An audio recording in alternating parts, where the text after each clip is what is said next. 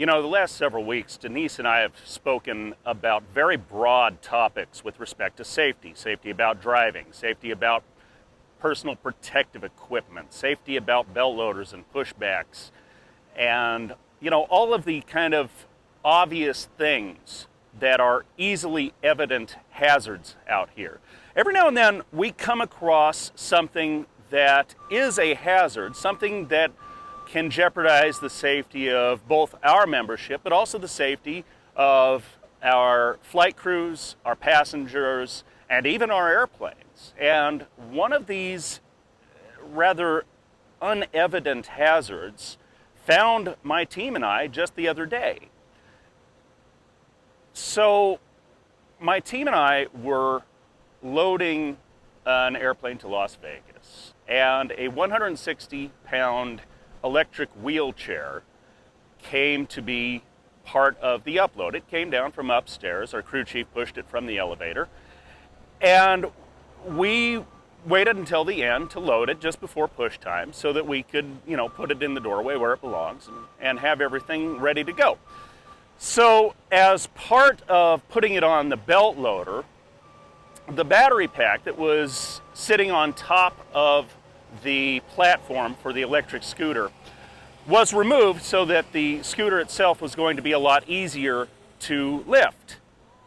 Battery went on the belt loader, and then the scooter followed it up. And I myself followed the scooter most of the way up, and my friend Steph, who was in the bin, she grabbed the battery off the belt loader, put it behind her, and was reaching out to grab the front of the electric scooter as I brought it in. Now, as I looked down to where that battery pack was, what I discovered was some awful, horrible thing. There were cockroaches literally everywhere where that battery pack had been, and they were very much alive.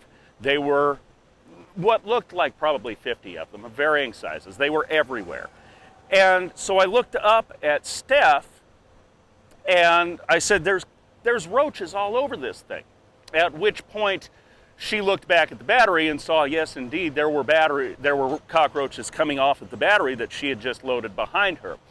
Here is an artist's dramatization of what happened to the battery next.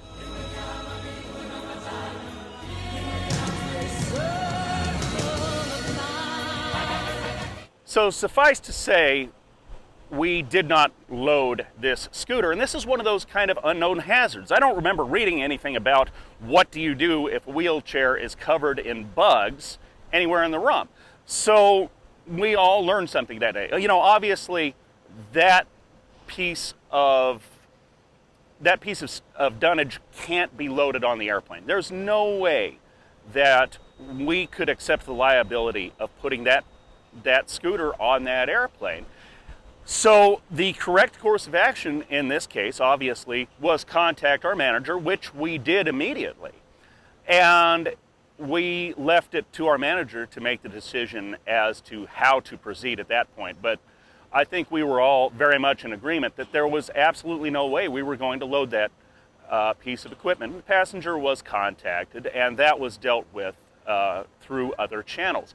But this is one of those kind of peculiar unknown hazards that it's not something we think about. It's certainly not something we train, but it's something that maybe we should be on the lookout for, just in the back of your mind, saying, oh yeah, you know what, I remember hearing about this once upon a time. Here's what needs to happen. And so, you know, clearly what needed to happen was for everybody to call a timeout and for management to be advised immediately, rather than us just saying, oh, to hell with it, put it on, you know, we'll let the downline station worry about it. Which, you know, obviously that's the easiest way to deal with it, but that's probably not the correct way to deal with it. So being cognizant of unknown hazards, you know, how do I train that? How do I teach that to you? And I don't know. I don't have a good answer for that. But what I do know is that as you do this job longer and longer, the more times you are out here, the more frequently you are out here, you come to learn what looks right and what doesn't.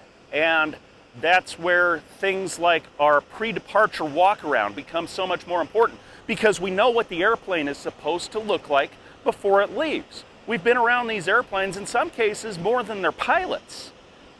We know what they're supposed to look like. And when something doesn't look right, we know that, again, it's time to call a timeout, and let's call the proper authorities to make sure that it's looked at. So that's all I've got today. Questions, comments, down in the doobly-doo. Get us up on the hotline if you want to talk about this a little more. You know, right now my team and I are struggling with some post-traumatic stress disorder, trying very hard not to think about cockroaches or electric scooters anymore. But in the meantime, we'll make it, we'll cope. We've got a great EAP program back here in the union office. Go see Kendall and Karen. They'll help you through these sorts of traumas. In the meantime, stay safe, everybody. Thank you very much.